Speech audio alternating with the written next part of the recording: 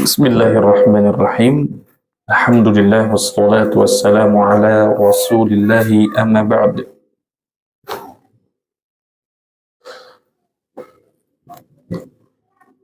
Kita berada pada surah Al-Baqarah ayat yang ke-153. Yang mana di sana Allah Subhanahu wa taala memerintahkan kepada kita untuk bersabar dan melaksanakan salat dalam rangka menjadikan salat dan sabar sebagai media penolong kita semua untuk meraih apa yang kita inginkan dari perkara dunia maupun perkara akhirat. Dan Ibnu Allan Asy-Syafi'i rahimahullahu ta'ala dalam menafsirkan ayat ini, beliau mengatakan al-habsu lin-nafsi ala ma takrah. Bersabar artinya adalah menahan diri dari segala sesuatu yang tidak engkau sukai. Sehingga dalam rangka untuk kita meraih apa yang kita inginkan, untuk bisa sukses pada apa yang kita inginkan, baik itu perkara dunia maupun perkara akhirat, maka kita harus menahan diri, artinya kita tetap berusaha keras dari segala macam yang tidak kita sukai, yang tidak disukai oleh hawa nafsu kita. Selanjutnya adalah as-shalah, dengan melaksanakan salat. Dan di sana terdapat hadis yang sahih yang diriwayatkan oleh Al-Imam Abu Dawud dari Hudzaifah Ibnul Yaman radhiyallahu taala anhu. Nabi sallallahu alaihi wasallam memiliki kebiasaan idza hazabahu amrun, apabila Nabi sallallahu alaihi wasallam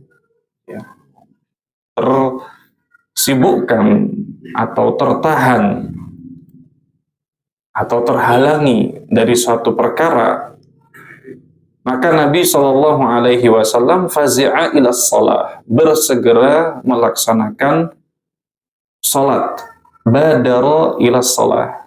Nabi sallallahu alaihi wasallam menggelar atau mengambil wudhu dan Nabi melakukan salat 2 rakaat. Ibnu Allan mengatakan, waqil, sebagian mengatakan bahwasannya al-khitab lil Yahud. Ayat ini tujuannya kepada orang-orang Yahudi. Lamma 'aqahum 'anil imani asyarahu wa hubbur ri'asah umiru bis-sabri wa huwa as-shaum. Ketika mereka itu terhalangi dari beramal, tidak bisa melakukan sesuatu dengan baik sesuai dengan perintah keimanan dari Allah Subhanahu wa taala atau Musa alaihi salam.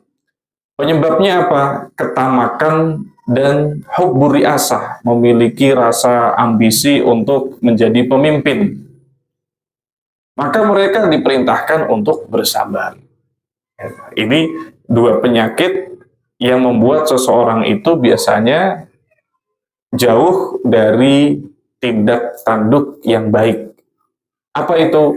Tamak dan suka ditunjuk orang. Yang pertama adalah tamak, syarah, pengen semuanya itu dia yang menguasai, dan juga dia pengen menjadi penguasanya. Nah, ini sifat berbahaya. Ini tidak hanya pada Bani Israel saja, mungkin di zaman sekarang, orang zaman sekarang itu mungkin juga terjadi. Tidak hanya pada orang awam saja, orang-orang yang mereka itu tidak mengerti agama, barangkali itu terjadi juga pada orang-orang yang berkecimpung dalam dunia agama. Pengen semuanya dia yang menguasai, pengen semuanya dia yang meraihnya, semuanya dia pengen yang ngayahi semuanya. Nah, ini menjadi apa? Aqahum 'anil iman, menghalangi mereka dari berbuat, bertindak tanduk sesuai dengan tuntutan iman. Jadi tuntutan iman itu kan kita harus jadi orang yang baik, kita harus jadi orang yang sabar, kita harus jadi orang yang berakhlak mulia, menempatkan sesuatu sesuai dengan tempatnya, berkata dengan jujur, menghindari pengkhianatan, menjaga sesuatu dengan amanah, bertanggung jawab. Itu kan tuntutan iman. Tapi karena asyarah, ketamakan, dan hubbur riasah, pengen memiliki posisi, pengen dia yang nyuruh-nyuruh, pengen dia yang ditunjuk-tunjuk, pengen dia yang dipuji orang, inilah yang menyebabkan mereka oleng dari iman. Sehingga mereka pun berkhianat. Amanah itu tidak berjalan sebagaimana mestinya. Kedustaan itu menjadi hal yang biasa. Lalu Allah Subhanahu wa taala memerintahkan mereka untuk bisa terlepas dari belenggu tamak, terlepas dari belenggu cinta posisi, cinta kepemimpinan dengan cara bersabar. Ini bukan hanya pada konteksnya orang Yahudi saja. Ini dibawa pada kondisi yang lebih umum karena di sana ada kaidah al-ibratu bi umumil lafzi la bi khususi sabab. Titik atau tolak ukur dari suatu perkara pada ayat, pada dalil itu adalah pada keumuman lafaznya, bukan pada kekhususan sebabnya. Jadi ini bisa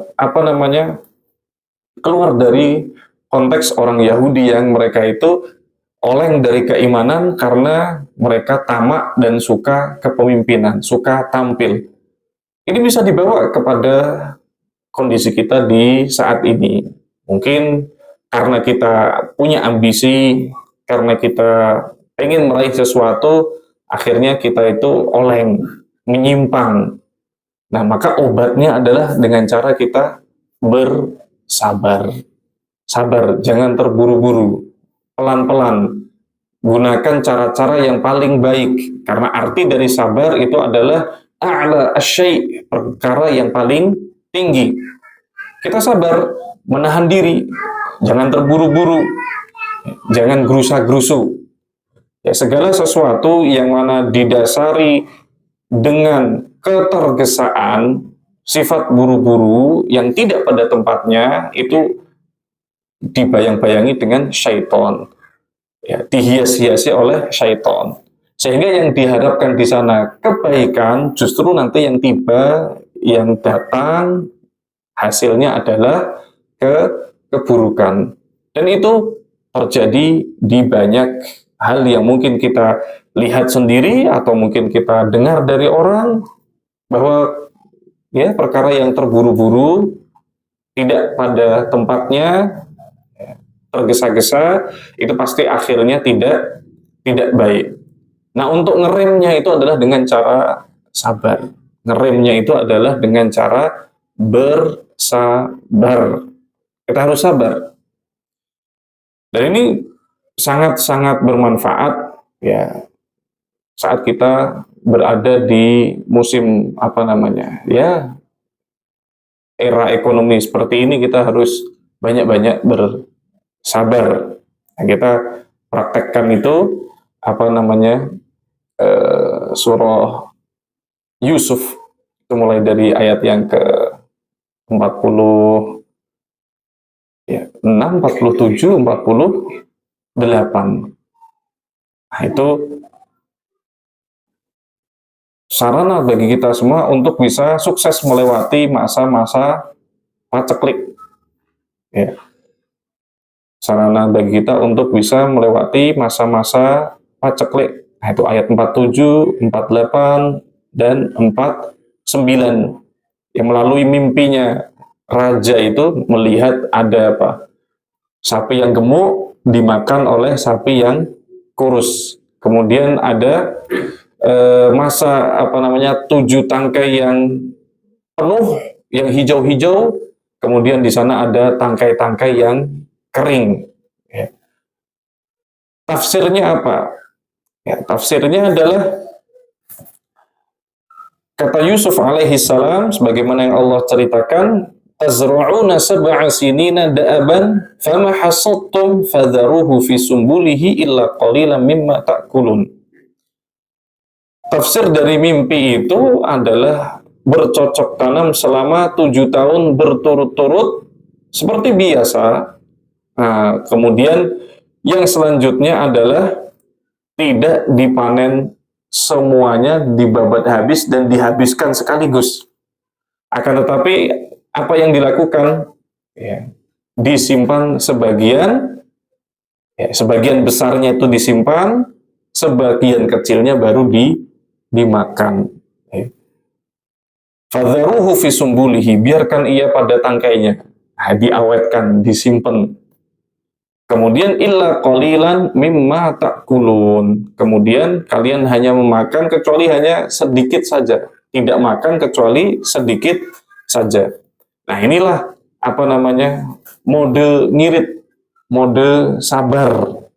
Ya, sabar dalam rangka untuk melewati perkara-perkara atau masa-masa paceklik. Lalu apa yang terjadi?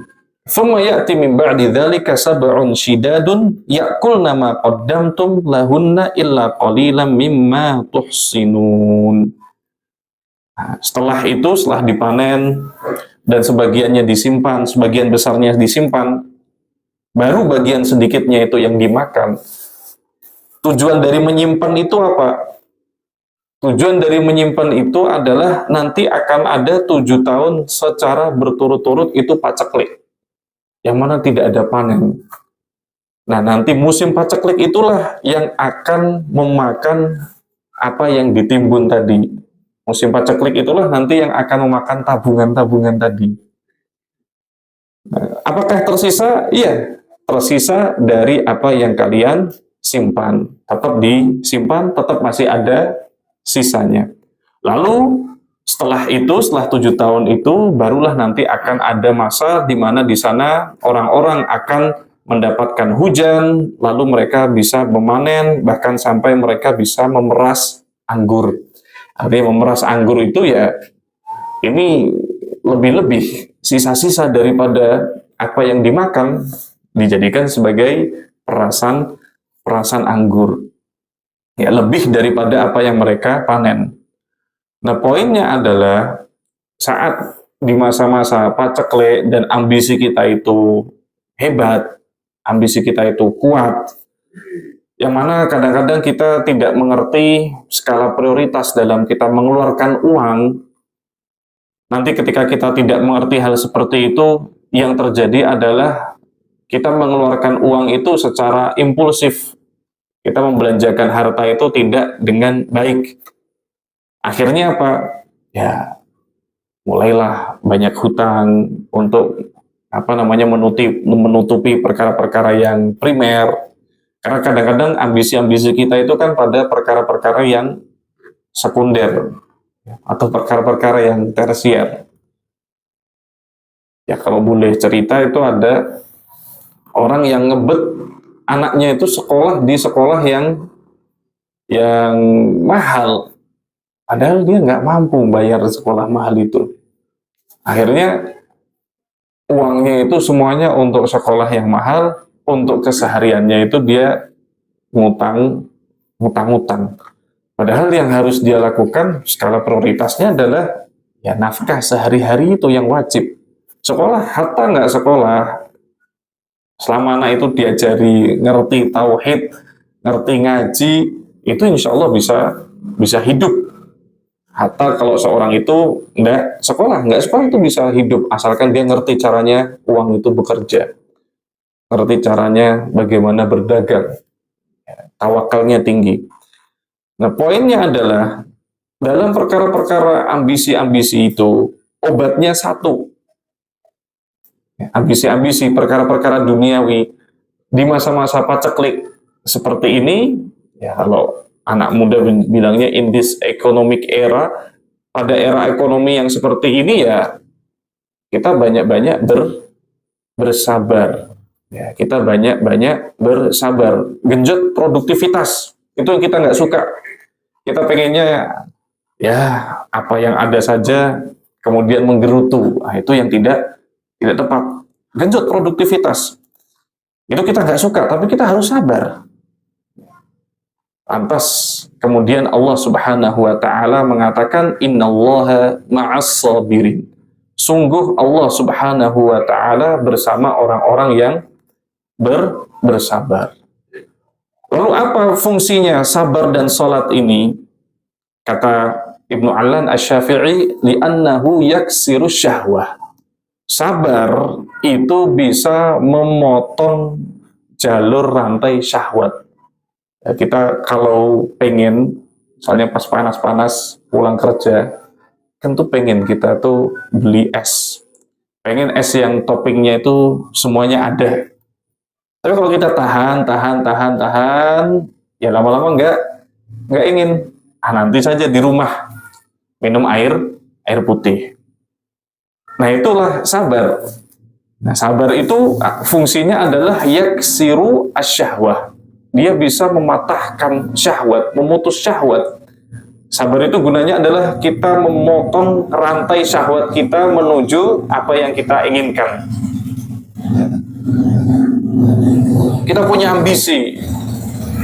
Ambisi itu ternyata bertentangan dengan kondisi keuangan kita. Kita pengen upgrade ini, kita pengen beli ini, kita pengen itu. Nah, untuk memotong arus itu adalah dengan cara kita tahan, sabarin. Kemudian yang selanjutnya, kenapa sholat? Wassalah li'annaha turithul khusyur'. Yang namanya sholat itu akan mewariskan, akan memberikan kepada diri kita kekhusyuan, ketenangan hati. Sehingga kita memiliki jiwa itu tidak jiwa yang gerusa-gerusu, yang segala sesuatunya itu harus saktit saknyet, ya harus sat-set dalam menginginkan sesuatu. Maka sholat itu fungsinya adalah kita bisa khusyuk, hati kita bisa tenang, dan lebih condong untuk bersyukur, mensyukuri yang ada daripada mengejar yang belum ada. Wa tanfi al-kibar, dan dia menghilangkan sifat kesombongan.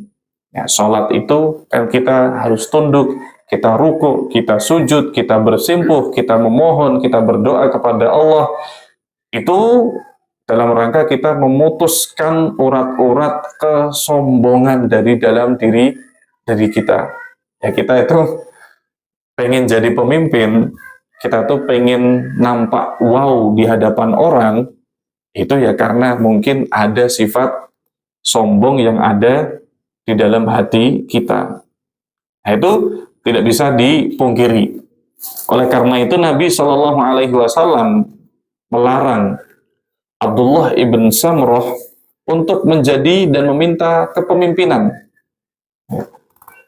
Lalu Al-Imam atau Al-Allamah Abdurrahman bin Nasir As-Sa'di di dalam kitabnya Bahjatu Qulubil Abror mensyarah kenapa Rasulullah melarang meminta kepemimpinan, karena ternyata di dalamnya adalah at-ta'ali 'alan nas.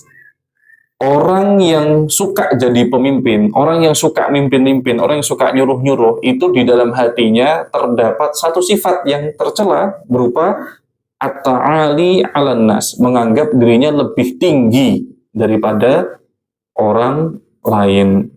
Nah, ini bahaya.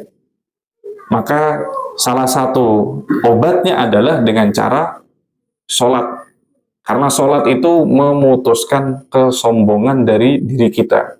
Kalau kita paham arti dari sholat, kita tunduk kepada Allah, kita hanya membutuhkan Allah Subhanahu wa taala, tidak ada daya dan upaya kecuali hanya dari Allah. Semuanya itu milik Allah.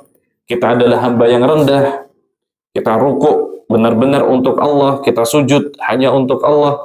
Itu akan mewariskan ketenangan, mewariskan tawadhu, dan membersihkan, menghilangkan sifat kesombongan.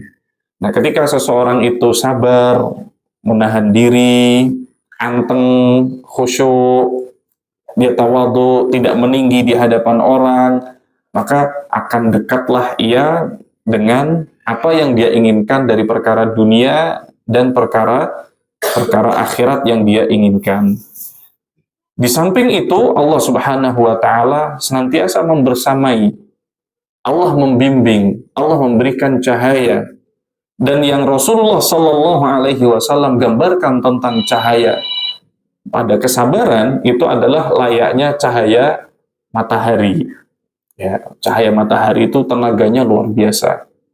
Nah, begitulah kesabaran. Nabi katakan was-sabru dhiya, dan kesabaran itu adalah cahaya. Diksi yang dipakai oleh Nabi, kata yang dipakai oleh Nabi itu adalah cahaya dhiya, yang mana dhiya itu cahaya matahari. Yang sifatnya itu terang, energinya banyak, tapi di samping itu dia juga panas, ya. Mu'dhi, mengganggu. Maka kita harus benar-benar usaha keras memegang yang namanya sabar ini. Allah membersamai dengan ilmunya, ilhamnya, petunjuknya bagi orang-orang yang senantiasa bersabar. Wallahu ta'ala a'lamu bissawab. Ini yang bisa kita sampaikan pada kesempatan kali ini. Mungkin ada 1-2 yang ingin ditanyakan sebelum kita tutup. Fadol, barangkali ada yang ingin ditanyakan atau disampaikan.